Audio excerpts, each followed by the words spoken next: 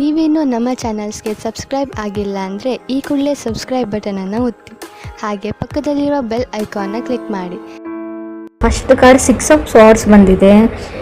May be ತುಂಬ craze ಇರ್ಬೋದು ನಿಮಗೆ ಗೇಮ್ಸ್ ಬಗ್ಗೆ, ಆಟಗಳ ಬಗ್ಗೆ. ಬೈಯಿಂಗ್ ಪ್ಲೇ ಸ್ಟೇಷನ್ಸ್ ಅಂತ ತೋರಿಸ್ತಾ ಇದೆ ಕಾರ್ಡಲ್ಲಿ. ಸಮಥಿಂಗ್ ಟ್ರಾವೆಲಿಂಗ್ ಅಂತ ಹೇಳುತ್ತೆ, ಟ್ರಾವೆಲ್ ಮಾಡಿ ಎಲ್ಗಾದ್ರೂ ಹೋಗಬೇಕು ಅನ್ನೋ ಪ್ಲ್ಯಾನ್ ಇರುತ್ತೆ ನಿಮಗೆ. ಬಟ್ ಸ್ವಲ್ಪ ಕ್ಯಾನ್ಸಲೇಷನ್ಸ್ನ ನಾನು ಜಾಸ್ತಿ ಹೇಳ್ತೀನಿ.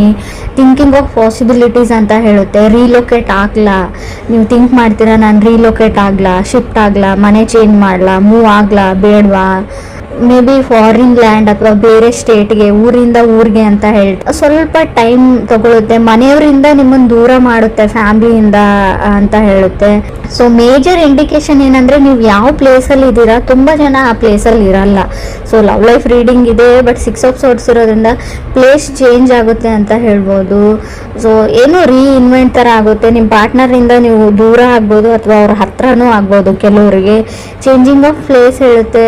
6 ಆಫ್ ಸಾರ್ಡ್ಸ್ ಅಂದರೆ ಏನೋ ಒಂದು ನಿಮಗೆ ಪಾರ್ಟ್ನರ್ ಮೇಲೆ ಒಂಥರ ಕಿರಿಕಿರಿ ಮಾಡ್ತಾರೆ, ಪದೇ ಪದೇ ಕಾಲ್ ಮಾಡಿ, ಪದೇ ಪದೇ ಮೆಸೇಜ್ ಮಾಡಿ, ಅದರ್ ಪರ್ಸನ್ ಅಂತ ಅನ್ನಿಸ್ಬೋದು. ಅಥವಾ ಅದರ್ ಪರ್ಸನ್ಗೆ ನೀವು ಆ ಥರ ಮಾಡ್ತೀರಾ ಅಂತ ಕೂಡ ಅನ್ಸ್ಬೋದು 6 ಆಫ್ ಸಾರ್ಡ್ಸ್ ಇರೋದ್ರಿಂದ. ಸೆಕೆಂಡ್ ಕಾರ್ಡ್ ನನಗೆ 5 ಆಫ್ ಪೆಂಟಿಕಲ್ಸ್ ಬಂದಿದೆ. ಮೇ ಬಿ ತುಂಬ ಇನ್ವೆಸ್ಟ್ ಮಾಡಿದ್ದೀರಾ ಟೈಮ್ ಆ್ಯಂಡ್ ಮನಿ ರಿಲೇಷನ್ಶಿಪ್ಗೆ ಅಂತ ಅನಿಸುತ್ತೆ ಕೆಲವರು. ಬಟ್ ನೀವು ಅಂದ್ಕೊಂಡಂಗೆ ಏನೂ ಆಗ್ತಾ ಇಲ್ಲ ಅಂತ ಕೂಡ ಅನ್ನಿಸ್ತಾ ಇದೆ.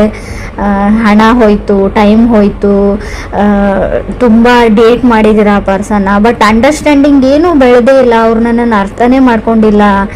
ಏನು ಹೀಗೆ ಆದರೆ ಹೇಗೆ ಮುಂದೆ ಫ್ಯೂಚರು, ಭವಿಷ್ಯ ಹೇಗೆ ಅಂತ ಥಾಟ್ಸ್ ಸ್ಟಾರ್ಟ್ ಆಗುತ್ತೆ ನಿಮಗೂ ಅಥವಾ ಅದರ್ ಪರ್ಸನ್ ಅಂದರೆ ನೀವು ಕನೆಕ್ಟ್ ಆಗಿರೋ ವ್ಯಕ್ತಿ. ಮೇ ಬಿ ನೀವು ಮದುವೆನೇ ಆಗಿರ್ಬೋದು ಅಥವಾ ರಿಲೇಷನ್ಶಿಪ್ಪಲ್ಲಿರ್ಬೋದು, ಕಮಿಟ್ ಆಗಿರ್ಬೋದು. ಥರ್ಡ್ ಕಾರ್ಡ್ ಕಿಂಗ್ ಆಫ್ ಸಾರ್ಡ್ಸ್ ಬಂದಿದೆ.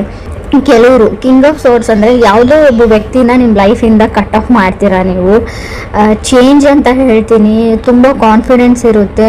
ಮೇ ಬಿ ಕೆಲವ್ರಿಗೆ ಈ ಥರ ಹೇಳ್ತೀನಿ ಅಂತ ತಪ್ಪು ತಿಳ್ಕೊಬೇಡಿ. 5 ಇಯರ್ಸಿಂದ ಮದುವೆ ಆಗಿರೋರು ಕೂಡ ಸಪ್ರೇಟ್ ಆಗುವಂಥ ಚಾನ್ಸಸ್ ಇದೆ. ಮದುವೆ ಆಗಿ 5 ಇಯರ್ಸ್ ಆದರೂ ಸಪ್ರೇಟ್ ಆಗ್ತೀರಾ, ಡಿವೋರ್ಸ್ಗೆ ಅಪ್ಲೈ ಮಾಡ್ತೀರಾ ಕೆಲವರು. ಪೇಷನ್ಸ್ ಇಸ್ ಎ ಕೈ. ಸ್ಪೀಚ್ ಬಗ್ಗೆ ಹೇಳ್ತೀನಿ ನಾವು. ನೀವು ಹೇಗೆ ಮಾತಾಡ್ತೀರಾ ಅದ್ರ ಬಗ್ಗೆ ಹುಷಾರಾಗಿರಿ. ಅಲ್ಲ ಏನಾದರೂ ಆಗಲಿ ನಾನು ದೂರ ಆಗೋಕ್ಕೂ ರೆಡಿ ಇದ್ದೀನಿ ಅನ್ನೋ ಹಾಗಿದ್ರೆ ಮಾತ್ರ ಜಗಳ ಮಾಡ್ಕೊಳ್ಳಿ. ಸಣ್ಣ ಪುಟ್ಟ ಜಗಳ ನಿಮ್ಮನ್ನು ಬೇರೆ ಮಾಡುತ್ತೆ. ಆದಷ್ಟು ಮಾತಾಡದೆ ಇದ್ಬಿಡಿ ಅಂತ ನಾನು ಹೇಳ್ತೀನಿ. ಫೋರ್ತ್ ಕಾರ್ಡ್ ನನಗೆ 9 ಆಫ್ ಸಾರ್ಡ್ಸ್ ಬಂದಿದೆ. ಆಂಗ್ಸೈಟಿ, ತುಂಬ ಆತಂಕ, ಸ್ಟ್ರೆಸ್ಸು, ಡಿಪ್ರೆಷನ್ಗೆ ಹೋಗ್ಬೋದು ನೀವು 9 ಆಫ್ ಸಾರ್ಡ್ಸ್ ಅಂದರೆ. ಆಲ್ಮೋಸ್ಟ್ ಕೆಲವ್ರದ್ದು ಸಪ್ರೇಷನ್ ಲೆವೆಲಿಗೆ ಬಂದು 9 ಆಫ್ ಸಾರ್ಡ್ಸ್ ಕೆಲವ್ರದ್ದು ಭಯ ಆಗೋಕ್ಕೆ ಶುರುವಾಗ್ಬಿಡುತ್ತೆ. ನಾನು ಯಾಕೆ ಇಷ್ಟು ಚಿಕ್ಕ ವಿಷಯಕ್ಕೆ ಜಗಳ ತಗೊಂಡೆ, ನಾನು ದೂರ ಆಗ್ತಾ ಇದ್ದೀನಿ ಅಂತ. ಸೊ ನಾನು ಮುಂಚೆನೇ ಇಂಡಿಕೇಶನ್ ಕೊಡ್ತಾ ಇದ್ದೀನಿ, ಸುಮ್ಮನಿದ್ದು ಬಿಡಿ. ಫಿಫ್ತ್ ಕಾರ್ಡ್ ನನಗೆ 7 ಆಫ್ ಕಪ್ಸ್ ಬಂದಿದೆ. ಸೊ ನಿಮಗೆ ಯಾರೋ ಮೋಸ ಮಾಡ್ತಾ ಇದ್ದಾರೆ. 7 ಆಫ್ ಕಪ್ಸ್ ಮೀನ್ಸ್ ನೀವು ಕನೆಕ್ಟ್ ಆಗಿರೋ ವ್ಯಕ್ತಿ ಚೀಟ್ ಮಾಡ್ತಾ ಇದ್ದಾರೆ ಅಂತ ಅರ್ಥ ಆಗುತ್ತೆ. ಮೋಸ ಮಾಡ್ತಾ ಇದ್ದಾರೆ ನಿಮಗೆ ಅಂತ ಕೂಡ ಕಾರ್ಡ್ ಹೇಳ್ತಾ ಇದೆ. ಅಬ್ಸರ್ವ್ ಮಾಡಿ, ಹುಷಾರಾಗಿರಿ. ಅವ್ರು ಬಣ್ಣದ ಮಾತಿಗೆ ಮಳ್ಳಾಗಬೇಡಿ ಅಂತ ಹೇಳ್ತೀನಿ. ಈ ರಿಲೇಷನ್ಶಿಪ್ಗೆ ನಿಮಗೆ ರಿಲೇಟಿವ್ಸ್ ಕಡೆಯಿಂದನೂ ಬರ್ಬೋದು, ಮದುವೆ ಫಿಕ್ಸ್ ಆಗೋ ಲೆವೆಲಿಗೆ ಇರ್ಬೋದು, ಆಲ್ರೆಡಿ ಎಂಗೇಜ್ಮೆಂಟ್ ಆಗಿರ್ಬೋದು. ಬಟ್ ಅವ್ರು ಹೇಳಿರೋದೆಲ್ಲ ಸುಳ್ಳು ಕಾರ್ಡ್ ಹೇಳ್ತಾ ಇದೆ. ಎಲ್ರಿಗೂ ಅನ್ವಯಿಸುತ್ತೋ ಇಲ್ವೋ ಗೊತ್ತಿಲ್ಲ, ಬಟ್ ಕೆಲವರಿಗೆ ಖಂಡಿತವಾಗ್ಲೂ. 6th ಕಾರ್ಡ್ ನನಗೆ ಪೇಜ್ ಆಫ್ ಸಾರ್ಡ್ಸ್ ಬಂದಿದೆ. 7th ಕಾರ್ಡ್ 7 ಆಫ್ ಪೆಂಟಿಕಲ್ಸ್ ಬಂದಿದೆ. ನೀವು ತುಂಬ ಟ್ರೈ ಮಾಡಿದ್ದೀರಾ, ಯುವರ್ ಬೆಸ್ಟ್ ವೇಟ್ ಮಾಡಿದ್ದೀರಾ, ಎಲ್ಲ ಮಾಡಿದ್ದೀರಾ. ಬಟ್ ಕಂಟ್ರೋಲ್ ಮಾಡೋಕ್ಕಾಗ್ತಾ ಇಲ್ಲ ನಿಮಗೆ. ಯಾರನ್ನು ಚೂಸ್ ಮಾಡಲಿ ಅಥವಾ ಯಾರನ್ನು ಬಿಡಲಿ ಅನ್ನೋ ಲೆವೆಲಿಗೆ. ಆ ರಿಲೇಷನ್ಶಿಪ್ಪಲ್ಲಿ ಇರೋಕ್ಕೂ ನೀವು ತುಂಬ ಟ್ರೈ ಮಾಡಿದ್ರಿ. ಮದುವೆ ಆಗಿ ತುಂಬ ವರ್ಷ ಆಯಿತು, ಇವಾಗ ಬಿಡೋಕ್ಕೂ ಆಗಲ್ಲ.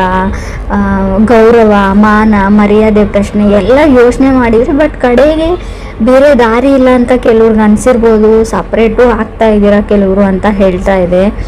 6 ಆಫ್ ಸಾರ್ಡ್ಸ್ ಏನು ಹೇಳುತ್ತೆ ಅಂದರೆ, ಆ ವ್ಯಕ್ತಿ ನಿಮ್ಗೆ ಚೀಟ್ ಮಾಡ್ತಾ ಇದ್ದಾರೆ ಅಂತ ಗೊತ್ತಿದೆ, ನಿಮಗೆ ಮೋಸ ಮಾಡ್ತಾ ಇದ್ದಾರೆ ಅಂತ ಗೊತ್ತಿತ್ತು. ಬಟ್ ಆದರೂ ಇಷ್ಟು ವರ್ಷಗಳ ಕಾಲ ಇದ್ರಿ. ಬಟ್ ಇನ್ನು ಮುಂದೆ ಆಗ್ತಾ ಇಲ್ಲ. ಸೊ ನೀವೆಷ್ಟು ಪ್ರಯತ್ನ ಪಡಬೇಕು ಅಷ್ಟು ಪಟ್ಟಿದ್ದಾಗಿದೆ. ಸೊ ಅದ್ರ ಬಗ್ಗೆ ಗಿಲ್ಟಿ ಫೀಲ್ ಮಾಡ್ಕೊಳ್ಬೇಡಿ ಅಂತಲೇ ನಾನು ಹೇಳ್ತೀನಿ. ಸೊ ಲೆಟ್ ಗೋ ಮಾಡಿ, ಮೂವ್ ಆನ್ ಆಗಿ, ನಿಮ್ಮ ಲೈಫಿಗೆ ಏನು ಬೇಕೋ ಅದನ್ನು ನೀವು ಮಾಡ್ಕೊಳ್ಳಿ ಅಂತಲೇ ಕಾರ್ಡ್ ಹೇಳ್ತಾ ಇದೆ. ಸೊ 8th ಕಾರ್ಡ್ ನನಗೆ 4 ಆಫ್ ಕಪ್ಸ್ ಬಂದಿದೆ. 4 ಆಫ್ ಕಪ್ಸ್ ಅಂದರೆ ನಿಮಗೆ ಮಲ್ಟಿಪಲ್ ಆಪ್ಷನ್ಸ್ ಬರುತ್ತೆ ಖಂಡಿತವಾಗ್ಲೂ. ಸೊ ಕೇರ್ಫುಲ್ಲಾಗಿ ಅದರಲ್ಲಿ ನೀವು ಚೂಸ್ ಮಾಡ್ಕೊಳ್ಬೇಕಾಗುತ್ತೆ. ಇದು ನಿಮ್ಮ ಲೈಫ್ ಪ್ರಶ್ನೆ. ಸೊ ಮದುವೆಗೆ ರೆಡಿ ಮಾಡ್ಕೊಳ್ತಾ ಇದ್ದೀರಾ ಅಂತಲೂ ಗೊತ್ತು, ಸೆಟ್ಲ್ ಆಗಬೇಕು ಅಂತ ಡಿಸೈಡ್ ಮಾಡಿದ್ದೀರಾ ಅವರು. ಯಾಕಂದರೆ ನನ್ನ ಅಕ್ಕಪಕ್ಕ ನನಗಿಂತಲೂ ಚಿಕ್ಕವರಿಗೆಲ್ಲ ಮದುವೆ ಆಗ್ತಾ ಇದೆ ಅಂತ ಫ್ರೆಷರ್ ಥರ ನಿಮಗೆ ಫೀಲ್ ಇರ್ಬೋದು. ಸೊ ಅದಕ್ಕೋಸ್ಕರ ನೀವು ಈ ಡಿಸಿಷನ್ನು ತೊಗೊಂಡಿರ್ಬೋದು. ಬಟ್ ಮನೆಯವ್ರನ್ನೇ ನಂಬಿ ಹೋಗ್ತೀನಿ ಅನ್ನೋದು ಕೂಡ ತಪ್ಪು, ಅಥವಾ ನೀವು ನನ್ನ ನಂಬಿಕೆ ಮೇಲೆ ಹೋಗ್ತೀನಿ ಅನ್ನೋದು ಕೂಡ ತಪ್ಪು. ಇಬ್ರಿಗಂತೂ ಡಿಸ್ಕಸ್ ಮಾಡಿಬಿಟ್ಟು ಸ್ವಲ್ಪ ಯಾರಿಗಾದರೂ ಗೊತ್ತಿರೋರಿಗೆ ಅವ್ರ ಬಗ್ಗೆ ಇನ್ನೊಂದು ಕಡೆ ಸರ್ತಿ ಎಂಕ್ವೈರಿ ವಿಚಾರಣೆ ಮಾಡಿ ವಿಚಾರಿಸಿ ಈ ಮುಂದಕ್ಕೆ ಹೆಜ್ಜೆ ಇಡೋ ಸರಿ ಅಂತ ಹೇಳ್ತೀನಿ. ಕೆಲವರು ಮೋಸ ಹೋಗೋ ಚಾನ್ಸಸ್ ತುಂಬ ಕಾಣಿಸ್ತಾ ಇದೆ ಅಂತ ನಾನು ಒತ್ತಿ ಹೇಳ್ತಾ ಇದ್ದೀನಿ. ಇದನ್ನು ಮದುವೆ ಅಂತ ಮಾತುಕತೆ ಬೇರೆ. ಇನ್ನು ಕೆಲವ್ರಿಗೆ ನಾನು 9th ಕಾರ್ಡ್ ನನಗೆ ಏಸ್ ಆಫ್ ಕಪ್ಸ್ ಬಂದಿದೆ. ಯಾರನ್ನು ನಿಮ್ಮ ಲೈಫಲ್ಲಿ ಅಲೋವ್ ಮಾಡ್ಕೊಳ್ತೀರಾ ಅನ್ನೋದು ಕೂಡ ನಿಮ್ಮ ಮೇಲೆ ಬಿಟ್ಟಿರೋ ವಿಚಾರ ಅಂತ ನಾನು ಹೇಳ್ತೀನಿ. ಆಪ್ಷನ್ಸ್ ತುಂಬ ಇದೆ, ತುಂಬ ಕಾಂಪ್ಲಿಕೇಟೆಡ್ ಲವ್ ಅಂತ ಅನಿಸುತ್ತೆ. ನೀವು ಪ್ರೀತಿನ ಹುಡ್ಕೊಂಡು ಹೋಗಬೇಡಿ, ಅದಾಗದೇ ನಿಮ್ಮ ಹತ್ರಕ್ಕೆ ಬರುತ್ತೆ ಅಂತಲೂ ಕಾಡೇ ಹೇಳ್ತಾ ಇದೆ. ಕೆಲವ್ರಿಗೆ ಪಾಸ್ಟಲ್ಲಿ ನೀವು ತುಂಬ ಚೆನ್ನಾಗಿ ಹ್ಯಾಂಡಲ್ ಮಾಡಿದ್ದೀರಾ, ಬಟ್ ಎಲ್ಲನೂ ಕಾಂಪ್ಲಿಕೇಟೆಡ್ ಆಗಿ ನಿಮಗೆ ಔಟ್ಪುಟ್ ಬಂದಿದೆ. ಯಾವುದನ್ನು ನೀವು ಸಾಲ್ವ್ ಮಾಡೋಕ್ಕಾಗಲ್ಲ. ಕೆಲವ್ರಿಗೆ ನಾನು ಏಸ್ ಆಫ್ ಕಪ್ಸ್ ಇರೋದ್ರಿಂದ ನೀವು ಸಿಂಗಲ್ ಆಗಿರೋರು ಖಂಡಿತವಾಗ್ಲೂ ನೋ ಮೋರ್ ಸಿಂಗಲ್ ಅಂತ ತೋರಿಸ್ತಾ ಇದೆ. ಖಂಡಿತವಾಗ್ಲೂ ನೀವು ಕಪಲ್ಸ್ ಆಗ್ತೀರಾ, ಪೇರ್ ಆಗ್ತೀರಾ. ಮದುವೆಗೆ ವೇಟ್ ಮಾಡ್ತಾ ಇದ್ದರೆ ಖಂಡಿತವಾಗ್ಲೂ ನಿಮ್ಮ ಮದುವೆ ಫಿಕ್ಸ್ ಆಗೋ ಎಲ್ಲ ಪಾಸಿಬಿಲಿಟೀಸು ಕಾರ್ಡಲ್ಲಿ ತೋರಿಸ್ತಾ ಇದೆ. ಏನು ಅಂದರೆ ಮೇ ಬಿ ನೀವು ಸ್ಟೂಡೆಂಟ್ಸ್ ಇದ್ದರೆ ನಿಮ್ಮ ಫ್ಯಾಮ್ಲಿಯಿಂದ ದೂರ ಹೋಗಿ ಹೈಯರ್ ಎಜುಕೇಷನ್ನ ಮಾಡ್ಬೋದು. ಬಟ್ ನಿಮ್ಮ ಪ್ರೀತಿ ಪಾತ್ರನ, ನಾನು ಲವ್ ಅಂದರೆ ರಿಲೇಷನ್ಶಿಪ್ ಅಂದರೆ ಹುಡುಗ ಹುಡುಗಿ ಅಥವಾ ಹೆಣ್ಣು ಗಂಡು ಮಧ್ಯೆನೇ ಇರುತ್ತೆ ಅಂತ ಹೇಳಲ್ಲ. ಮೇ ಬಿ ನೀವು ಯಾರನ್ನ ತುಂಬ ಪ್ರೀತಿಸ್ತೀರೋ ಅವರಿಂದ ಸ್ವಲ್ಪ ದೂರ ಹೋಗಬೇಕಾಗುತ್ತೆ ಅಂತ ರೀಡಿಂಗ್ ಹೇಳ್ತಾ ಇದೆ. ರೀಲೋಕೇಟ್ ಆಗ್ಬೋದು ನೀವು ಅಂತ. ಸೊ ಕೆಲವ್ರಿಗೆ ಬೇಸಿಕಲಿ ರಿಲೇಷನ್ಶಿಪ್ಪಲ್ಲಿ ತುಂಬ ಬೇಗ ಬೀಳುವಂಥ ಚಾನ್ಸಸ್ ಇದೆ. ಫಾಲಿನ್ ಇನ್ ಲವ್ ಅಂತ ಕೂಡ 7 ಆಫ್ ಕಪ್ಸ್ ಇರೋದ್ರಿಂದ, ಅದು 5th ಪ್ಲೇಸಲ್ಲಿ ಸೆವೆಂತ್ ಕಾರ್ಡ್ ಬಂದರೆ, 7 ಆಫ್ ಕಪ್ಸ್ ಬಂದರೆ, ನಾವು ಪೇಜ್ ಆಫ್ ಸಾರ್ಟ್ಸ್ ಮಧ್ಯೆ ಬಂದರೆ ಖಂಡಿತವಾಗ್ಲೂ ಅಷ್ಟೇ ಬೇಗ ಬ್ರೇಕಪ್ ಮಾಡ್ಕೊಳ್ಳೋವಂಥ ಚಾನ್ಸಸ್ ಇದೆ. ಸೊ ನಿಧಾನವೇ ಪ್ರಧಾನ ಅಂತ ಹೇಳ್ತೀವಿ.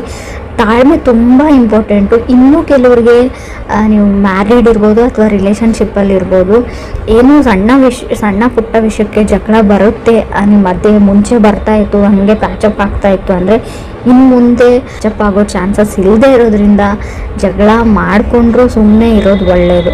ನಿಮಗೆ ಸ್ಪೆಷಲಿ ಹೇಳ್ತಾ ಇದ್ದೀನಿ, ನೀವು ಸುಮ್ಮನೆ ಇರೋದ್ರಿಂದ ನಿಮ್ಮ ರಿಲೇಷನ್ಶಿಪ್ ಉಳ್ಕೊಳ್ಳುತ್ತೆ.